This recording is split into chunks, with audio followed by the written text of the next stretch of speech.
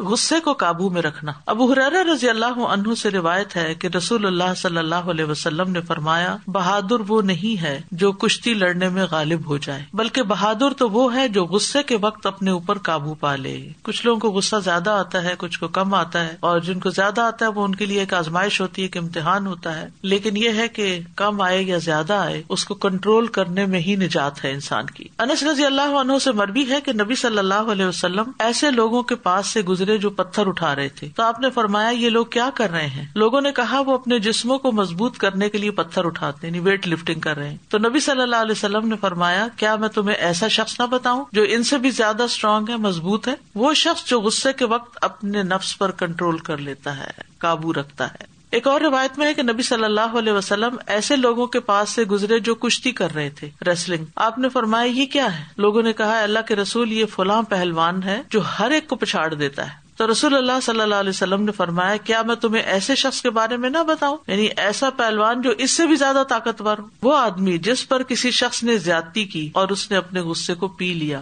اپنے شیطان پہ غالب آ گیا، اپنے ساتھی کے شیطان پہ غالب آ گیا، یعنی اس نے 3 کو پچھاڑا. یعنی ایک کشتی میں ایک پہلوان تو ایک کو پچھاڑتا ہے نا، لیکن یہ شخص جو ہے جو اپنے نفس کو کنٹرول کر لیتا ہے، تو اس نے کیا کیا؟ اپنے شیطان کو کنٹرول کیا. وہ جس نے غصہ دلایا تھا اور جس کے پیچھے شیطان لگا تو اس کے شیطان کو بھی مات دی، اور پھر وہ جو سامنے والا تھا اس کو جواب نہ دے کے اس کے مقابلے میں اخلاقی برتری رہی اس کی. تو اس سے یہ پتہ چلتا ہے کہ کچھ چیزیں انسان کے اندر کی ہیں، اندر کی مضبوطی جسے کہتے ہیں، یہ جسمانی مضبوطی سے بھی زیادہ ضروری اور زیادہ فائدہ مند ہے. یعنی ایک ہے جسمانی قوت جس کے ساتھ لوگ کشتیاں لڑ کے ایک دوسرے کو ہرا لیتے ہیں، اور ایک ہے سیلف کنٹرول، اور ایسا پختہ سیلف کنٹرول کہ جس کی وجہ سے انسان بڑی سے بڑی بات پر صبر کر جائے. تو جو شخص غصے کے وقت یا غصے کی شدت کے وقت اپنے غصے کو پی جائے، جیسے سورۃ آل عمران میں آتا ہے والکاظمین الغیظ، غصہ پی جانے والے ہیں، یعنی اوپر بندھن باندھ لیتے ہیں، زبان سے ایک لفظ نہیں نکالتے. تو ایسے لوگ جو ہیں وہ سب سے طاقتور ہیں اور سب سے سخت دشمن پر بھی قابو پا لیتے ہیں. یعنی انسان کے اندر اگر تحمل ہوتا ہے، بردباری ہوتی ہے،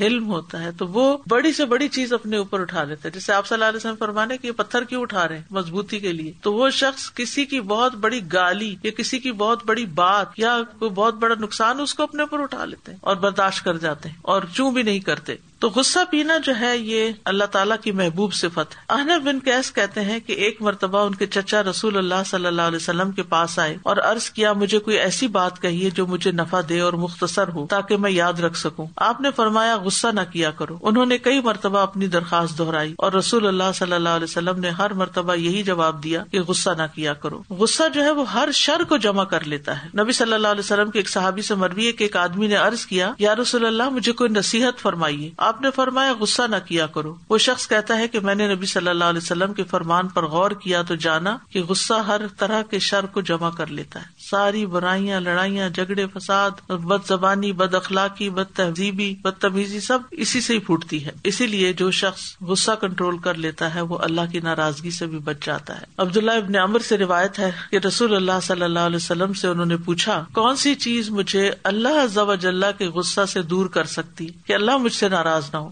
آپ نے فرمایا تم غصہ نہ کیا کرو، یعنی اگر تم نہیں کرو گے تمہارے اوپر بھی نہیں کیا جائے گا. اسی طرح بہترین گھونٹ جو اللہ کی رضامندی کا موجب ہو وہ غصے کا گھونٹ ہے. ابن عمر سے روایت ہے کہتے ہیں کہ رسول اللہ صلی اللہ علیہ وسلم نے فرمایا اللہ عز و جل کے نزدیک غصے کے اس گھونٹ سے زیادہ افضل گھونٹ کسی بندے نے کبھی نہ پیا ہوگا، وہ جو اللہ تعالیٰ کا چہرہ چاہنے کے لیے پیتا ہے. پھر اسی طرح قیامت کے دن ایسے شخص کو بہترین اجر ملے گا. رسول اللہ صلی اللہ علیہ وسلم نے فرمایا جو آدمی اپنے غصے کو نافذ کرنے کے باوجود پی گیا، یعنی وہ دوسروں پہ نکال سکتا تھا، اللہ قیامت کے دن اس کے دل کو امیدوں سے بھر دے گا، یعنی اس کا خوف دور کر دے گا، اور یہ جنت میں داخلے کا بھی ذریعہ ہے. ابو درداء کہتے ہیں کہ ایک شخص نے رسول اللہ صلی اللہ علیہ وسلم سے کہا میری رہنمائی ایسے عمل کی طرف کریں جو مجھے جنت میں داخل کر دے. تو رسول اللہ صلی اللہ علیہ وسلم نے فرمایا غصہ نہ کرو، تمہارے لیے جنت ہے. اور غصہ جو ہے وہ شیطان کی طرف سے، شیطان آگ سے بنا ہے، تو غصے کے ذریعے وہ ہمارے اندر آگ بھڑکا دیتا ہے، جس کے نتیجے میں پھر ہمیں نہ اپنی زبان پہ کنٹرول رہتا ہے اور بعض لوگوں کو تو اپنے ہاتھوں پہ بھی کنٹرول نہیں رہتا. وہ نہ دیکھتے ہیں کوئی ان سے بڑا ہے یا چھوٹا ہے، وہ